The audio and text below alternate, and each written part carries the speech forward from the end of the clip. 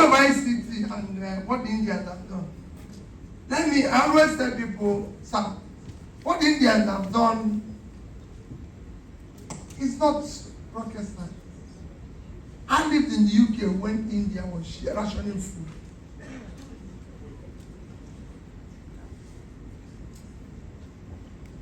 I lived in India when they were rationing food. Today, India now feeds itself and export goods. Same thing with ICT.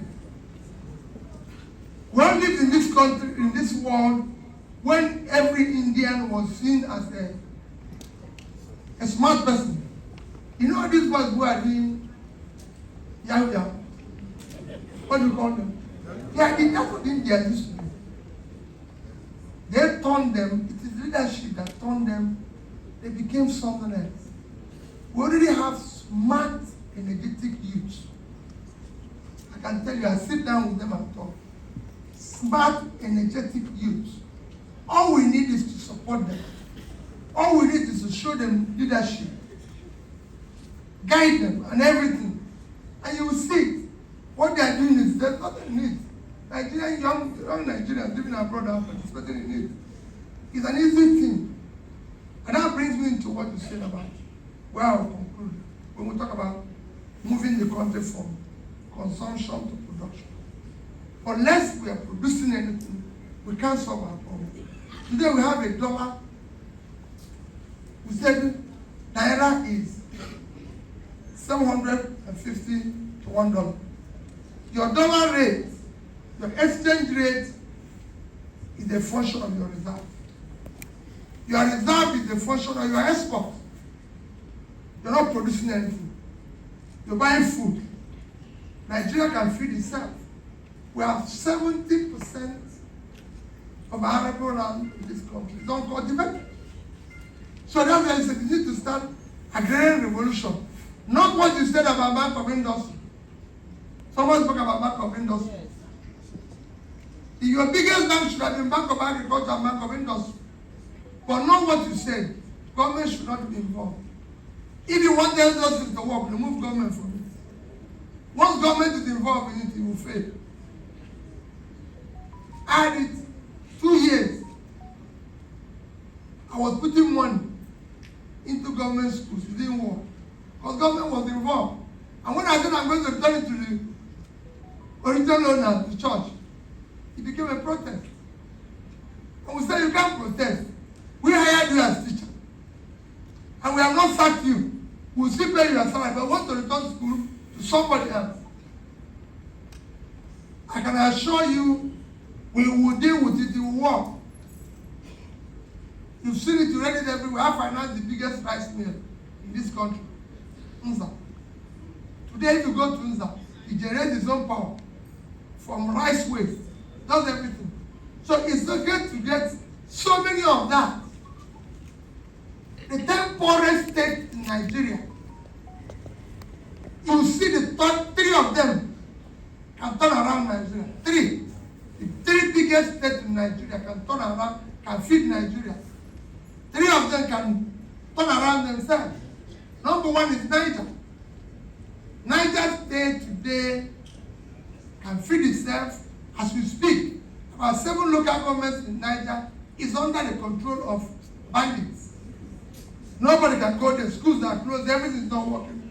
Niger State has the best fertile land anybody can have in the world. But they can't feed themselves. And why is those bandits? Because they have no job. Because I've interviewed them. They have no job. And how much they get for preparation? Maybe 20,000, maybe 30,000. So if they have a steady job of 50,000, 100,000, they won't be doing it. But nobody's doing anything. Niger State is waiting to share for statutory allocation. And how much does Niger State get every year for statutory allocation? Maximum they can get after deducting the money they are owing. Maybe 50 billion naira. That's all they can get.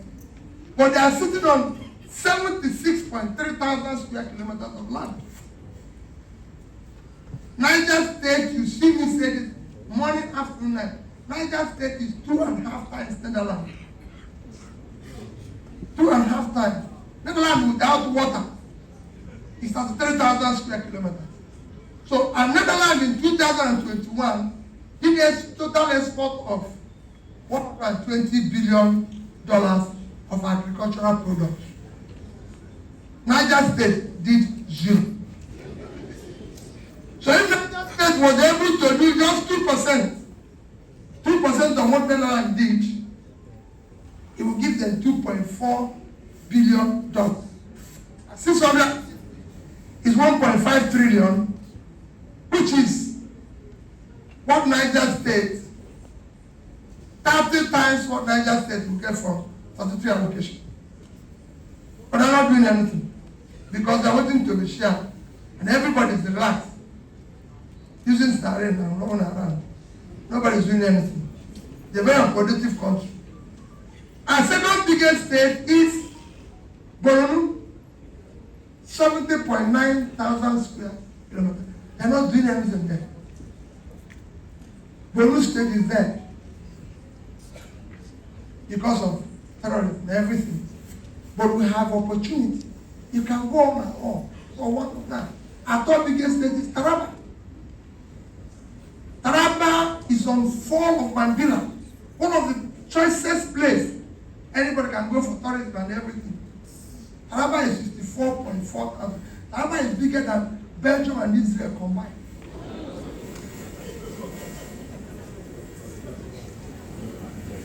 Belgium is 30.9, Israel is 22.1, 53. Taraba is 4.4. Yes, they are waiting for 33 allocation. If you go to Kenya, young boys and young girls are farming, are doing flour. Kenya exported over $500 million worth of flour in 2021. If you go there during the time when we are celebrating Valentine and see how many planes and carrying flour, you ask yourself, what are we doing? Is there anything sophisticated in planting flour? Flour. We will have market for it. Because we have 200 million people. With so many young people who give their own girlfriend and boyfriend flour, we start selling them for it. So, they're not doing it. Kenya is on where we can grow coffee. Ethiopia did an export of coffee, $1.1 billion in 2021. These are countries in Africa. We're not doing all this. And that is what we're saying. It is not a productive country. Nobody is doing anything here. Total Nigerian export in 2021 is 18.9 trillion for a country of 200 million, over 200 million people living on 923,000 square kilometers of land. It's unacceptable. You talked about 10 world countries. Are going to first world country. We don't need to just compare us with our people. Vietnam had just come out of war. Vietnam is 100 million people, so they half of our population. Vietnam lives on 331,000 square kilometers of land, which means they live on 1/3 of our land and half of our population. Total export in 2021, over $350 billion. We couldn't do 10% of what Vietnam is doing. And Vietnam don't know that they're exporting natural resources. They're exporting manufactured goods.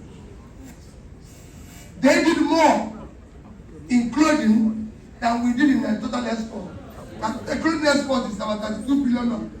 We have in-laws in Nigeria who are doing more. We have people who give them power. Nigeria went there and built power plants to generate it. Government is frustrating. So we need to make the place productive. Nobody have asked Joel, what can we export? That's where we will start. They owe you money, they are stealing it. The one who got the steal. Nobody is encouraging anybody. So these are things we are saying